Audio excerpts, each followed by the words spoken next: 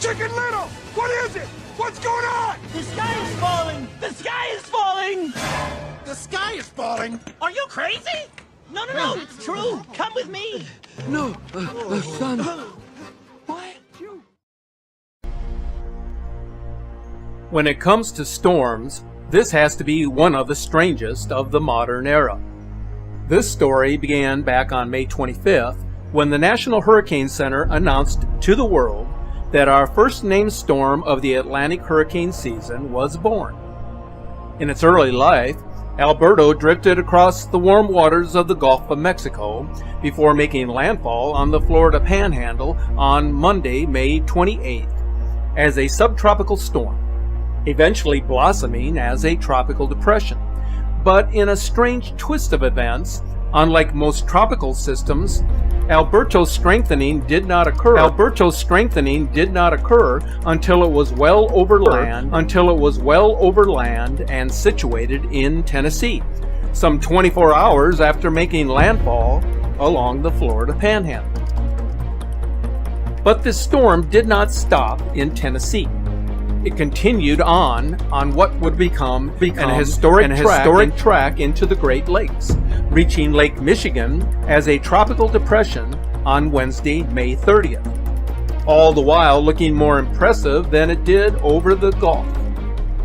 Alberto became the first tropical depression to reach Lake Huron before June 1st since records began in the year 1851.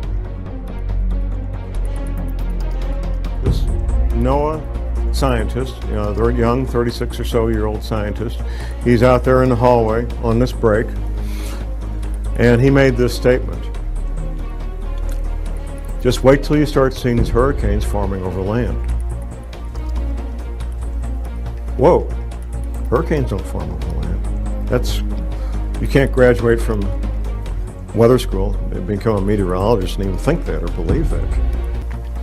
But we've since seen at least one hurricane over Oklahoma. It was about a year ago. The classic cyclonic type storm, about 50 to 100 miles wide with a well-formed eye and winds in excess of 75 miles an hour. That's the definition of a hurricane. Over Oklahoma about a year ago in 2007. Just wait till you start seeing these hurricanes forming over land. Hello ladies and gentlemen, I am Dr. Claudia Albers, Planet X research and professional physicist.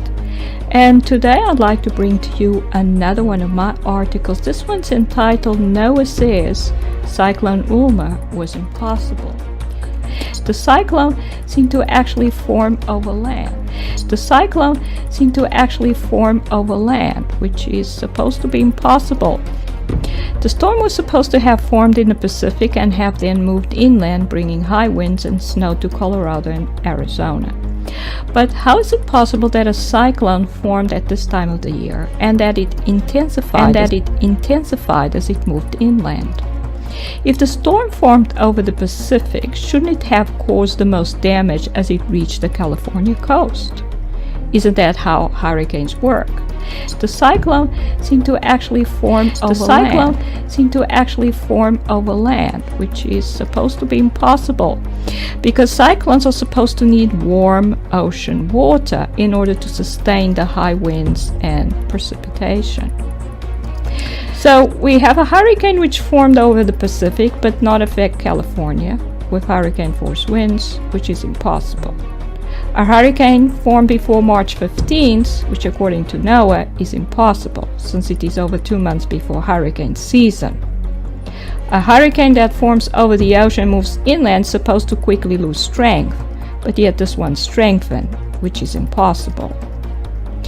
We would expect a hurricane to affect the coastline of the landmass closest to the ocean over which it formed the most, but this hurricane did not affect California with any hurricane strength winds, suggesting that the hurricane actually formed over land, which is impossible, since there is of course no warm water to allow the formation of a cyclone, much less a cyclone which is strong enough to be a hurricane.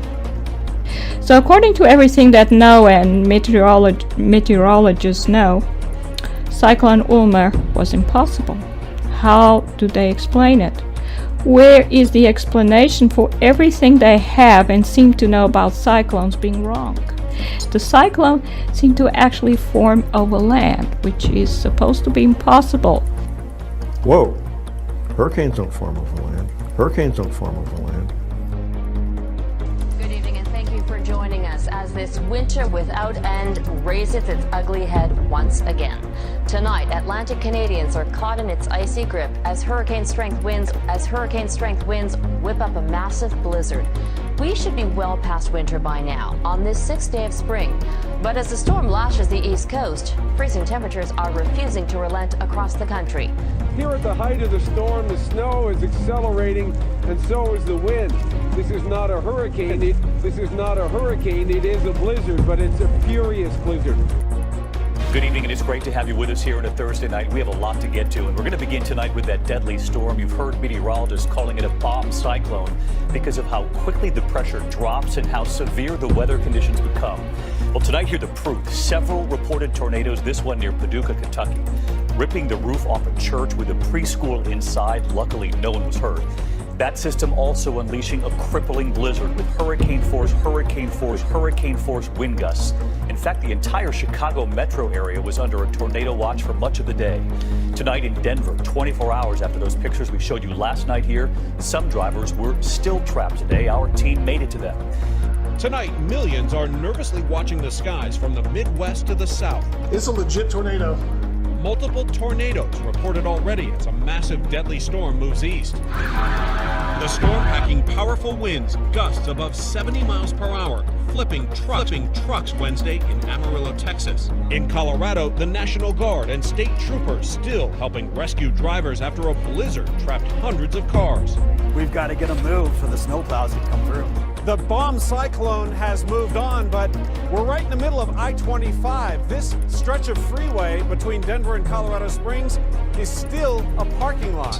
Not one, but dozens of major throughways transporting goods across the central part of the U.S. closed down.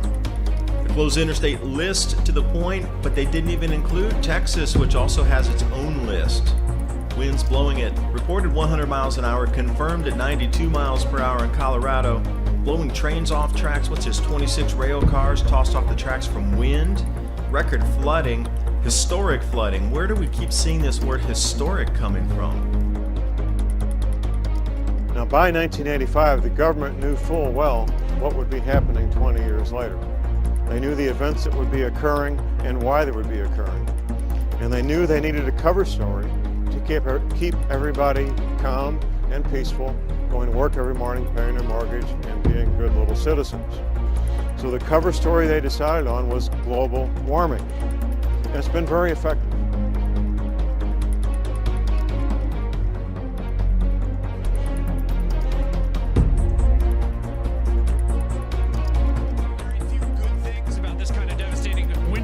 Is we get to learn new terms. After all, it helps to know the science behind a polar vortex, a derecho, or a sharknado when they're bearing down on you. Today's term, bombogenesis.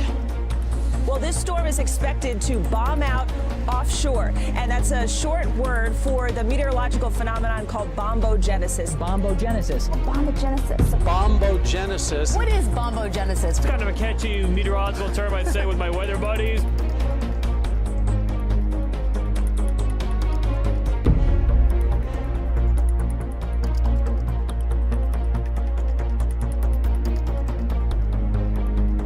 So what exactly is a bombogenesis? Well, first off, seems to have an invisible touch.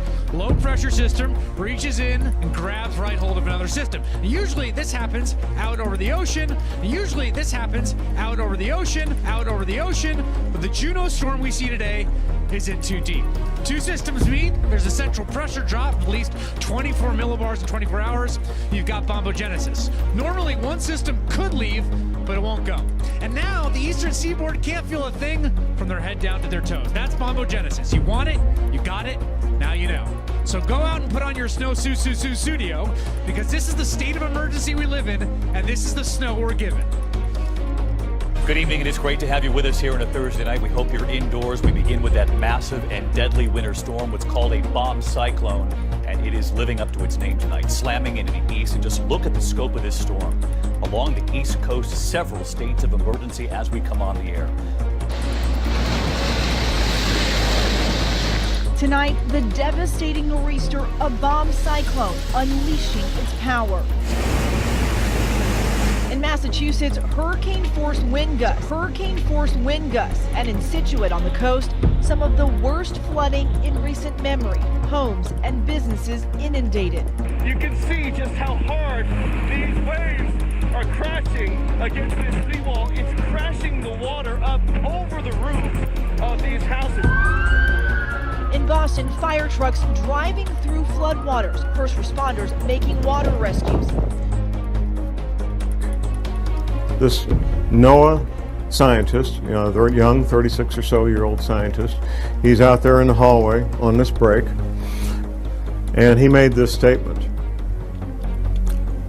Just wait till you start seeing these hurricanes forming over land. The young NOAA scientist knew that if he said anything else, his career and pension would be at risk, so shut up right then. And he made this statement. Just wait till you start seeing these hurricanes forming over land. As predicted, our bomb cyclone across the central U.S. has proven to be quite the menace. Look at the satellite imagery at its counterclockwise rotation.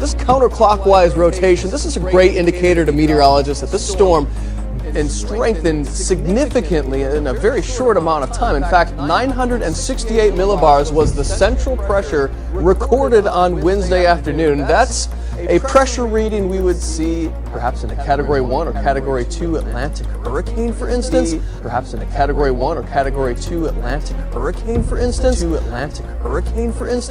I mean, these wind speeds were incredible, topping 100 miles per hour in some parts of Texas, nearing triple digits for the Colorado Springs region. Incredible.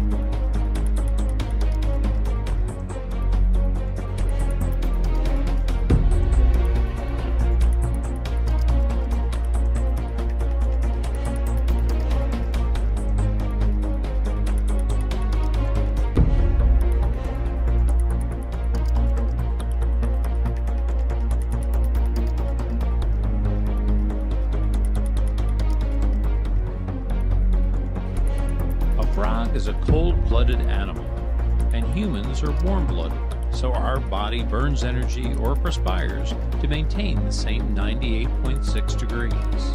The cold-blooded frog's body temperature goes up and down with the temperature of its surroundings. If a frog jumps into a pot of boiling water, it jumps right out again because it senses the danger. But the very same frog, if it jumps into a pot of lukewarm water that is slowly brought to a boil, will just sit there and it won't move. It'll just sit there even as the temperature continues to go up and up. It'll stay there until... Now, by 1985, the government knew full well what would be happening 20 years later. And they knew they needed a cover story to keep everybody calm and peaceful, going to work every morning, paying their mortgage, and being good little citizens. So the cover story they decided on was a phenomenon called bombogenesis. Bombogenesis. Bombogenesis. Bombogenesis. What is bombogenesis? It's kind of a catchy meteorological term I'd say with my weather buddies. Usually this happens out over the ocean.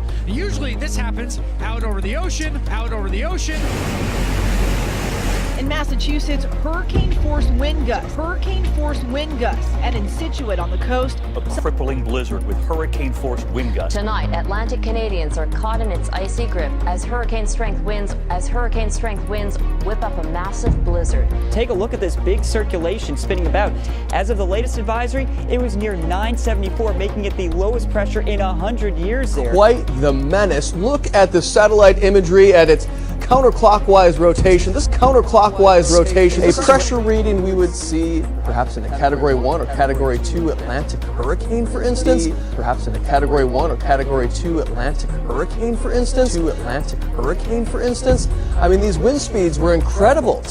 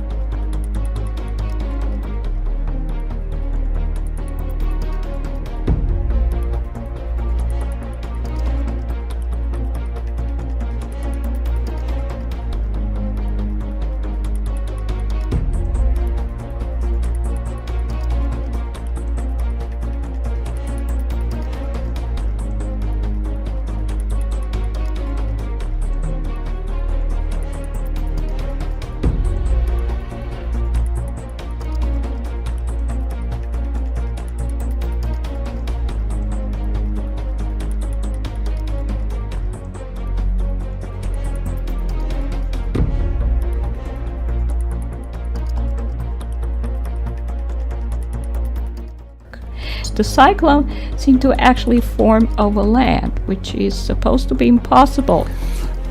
And he made this statement: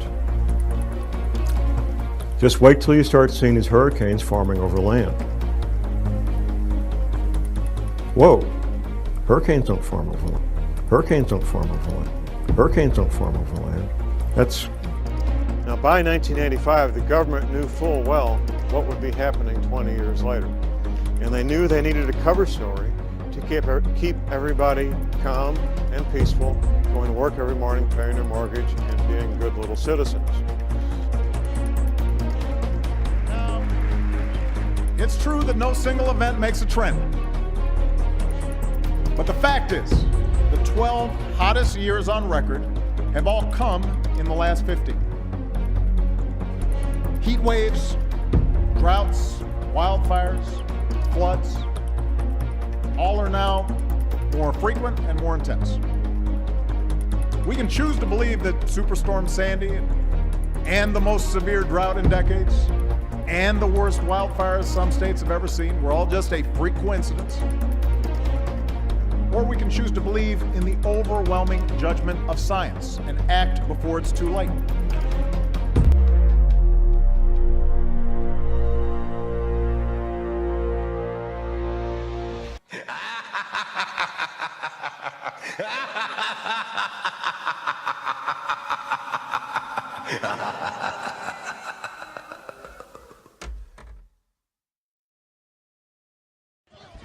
Chicken Little, what were you thinking? Why would you put your town's safety in jeopardy? How could you mistake a stop sign for an acorn?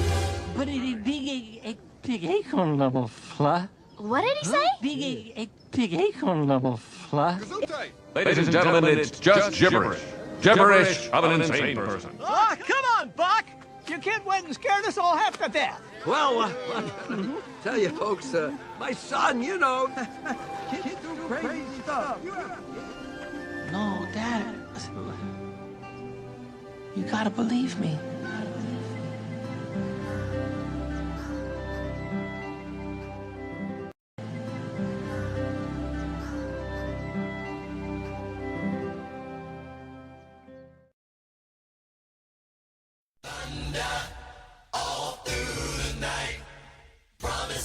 Yahshua.